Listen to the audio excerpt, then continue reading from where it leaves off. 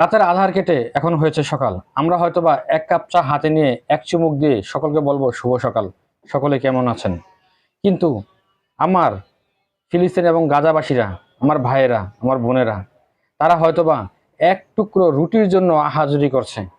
এক টুকরো রুটির জন্য তারা কান্নাকাটি করছে।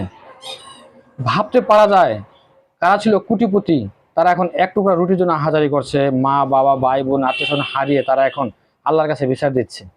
অথচ আমরা কেমন মুসলিম, আমরা কেমন নবীজির উম্মত হিসাবেও এই কাজগুলো থেকে এখনো বিরত আছি, যে ইসরায়েলের প্রতি এখনো আমাদের এত, কি বলবো আর, এটা বলার ভাষা নেই, ভাষা প্রকাশ করার মতন। আমি সবসময় বলি, কোনো ধর্মের ভাই বোনেই মারা যাক নির্বিচারে, সেটা আমরা চাই না।